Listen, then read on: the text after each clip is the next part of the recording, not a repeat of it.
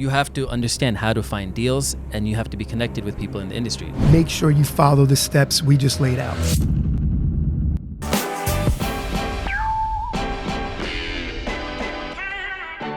Interest rates are the highest they've been in as long as almost anybody can remember. So how do you start investing in real estate in a time like this? Well, we're going to break down that exact formula today. I'm here with my buddy, Omar Sharif. He's a successful real estate agent who's become an investor and a developer, currently developing a $12 million 24-unit mixed-use building.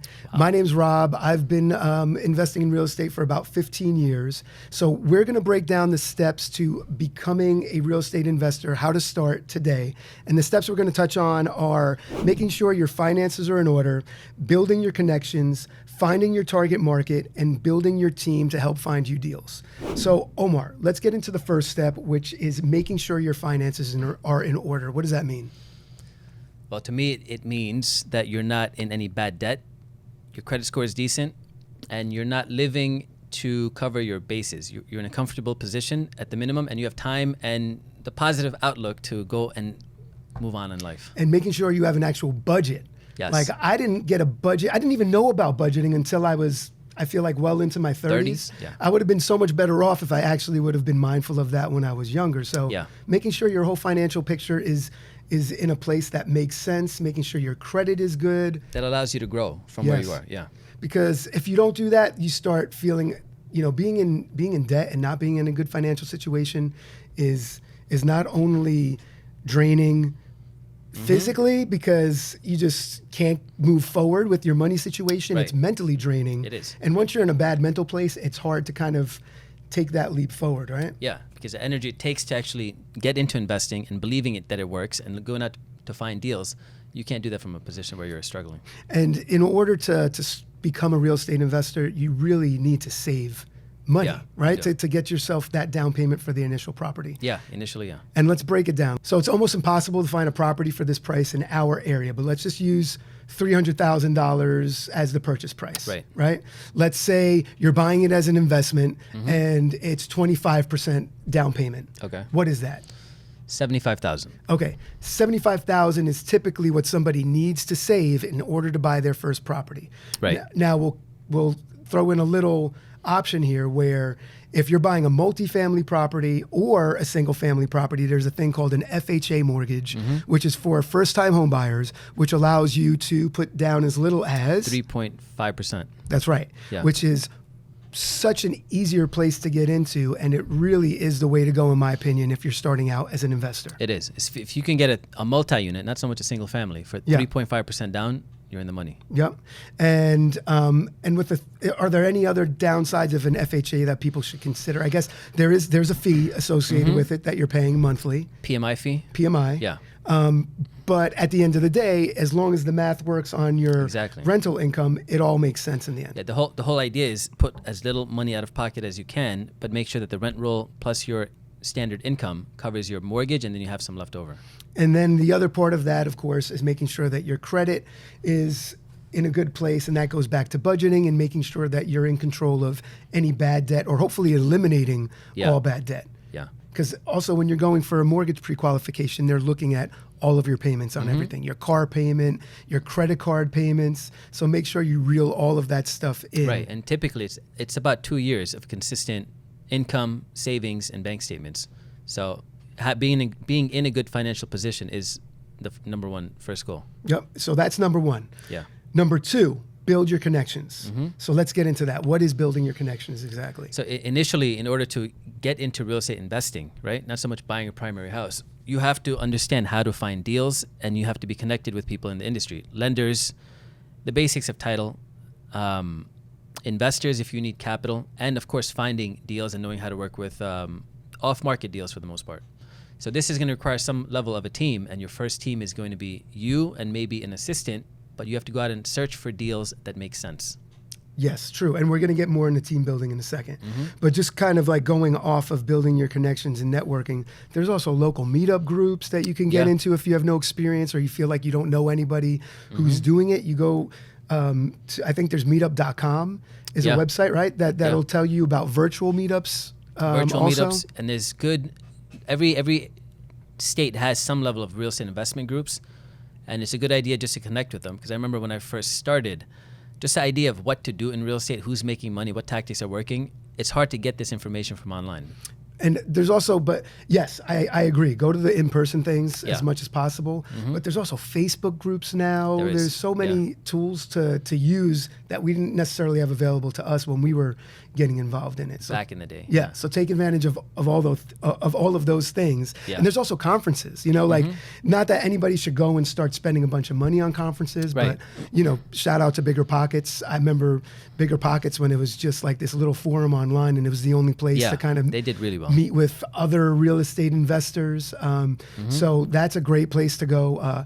Make sure you subscribe to the Real Estate Mix on Yeah. YouTube. I heard it's a great channel. It's a great channel when we're going to be sharing all of the knowledge and tips Yeah. that we've learned through the and, years. and I think a key part of that is once you see someone doing real estate and let's say they made $100,000 on a deal, it's real living proof that they did it, so you could do it too. And if they did it in your own market and you get to meet them, ask them how they found the deal, how they made the money, you just have to go out and do what they did. It's not rocket science. Following a blueprint. Yeah. And it's crazy to think that everybody's willing to share their blueprint. Like any successful person, Yeah. for the most part, is always willing to share the things that they've learned. Yeah. And I think when you're coming up, you're kind of scared to ask the questions and you think that you're wasting somebody's time. But Yeah, I think people respect when you come up to them and just straight up ask them for advice or Yeah. mentorship. Because they see themselves in you, because most people who started out had the same questions. Yeah. And by the time you make it, you have an abundance mentality. And you're Yeah. starting out, it's hard to get to that level. Yeah. One warning I think we should tell anybody looking to get, and anybody that's looking to start getting into real estate investing is be careful of the bogus conferences. Yeah. Like they're throwing all these conferences now and spending all this money on advertising, and they'll have these celebrity speakers in the conferences that don't actually have any expertise Yeah. in the topic of the conference. Mm-hmm. So if you're seeing no shade to anybody in particular, but if you're seeing a celebrity who's speaking at a conference just to sell tickets and they don't actually have any expertise in that area, don't go to the conference. Don't spend to the conference. Yeah. Don't waste energy on sound bites, right? Right. So the whole goal of going to these conferences is to meet people who you can identify with, relate to, and say, well, if this person started where I did, how did they get to where they are now? Because if they could do it, then why can't I do it? That's the mentality when you're first starting out. Yep. So that's step 2. Mm-hmm. So step 3 is find your target market. What does that mean? So where do you want to invest? So for most people who begin investing, especially now, New Jersey is overpriced for investment. So the first alternative people think is, let me go out of state. Mm-hmm. Highly recommend against that. I don't recommend that at all. So finding your target market still involves being local enough where you could go see the property, manage whatever aspect of investment you're doing. So your target market initially is, where can I find deals that make sense for me, and I can go visit the property and actually be in the area. And I'll say this for anybody who might be priced out of their local market, it's not ideal, but if you are going to look outside, I have friends who invest in out-of-state projects, and I think an important way to do that, if you are going to do it, is getting involved in those investor groups that are local to that area. Yeah. And see what they're talking about, see what places they're investing in, see what property managers they're using, because property managers can be priceless if you're in a scenario where you're investing out of state. Yeah. Also finding a trustworthy realtor in that market that you're developing a long-term relationship with, not just doing some one-off deal, Right. because they could really become a part of your team, which is going to be our next topic. But my last point for the target market that you're looking for is, it just comes down to location. Like, It does. you can change the house, you can't change where the house is. Right. Important stuff. So the last tip that we're going to talk about is building your team to find deals. How Yeah. would you do that? So if I'm starting out, number one, I'd do all the legwork and details myself, because you have to go through the process to understand it. But then it's mostly advertising. So you need someone to help you advertise, market, take calls, and meet with sellers. So I would have a small 1 or 2 people team, like-minded people who are interested in going out, doing the grunt work and finding deals.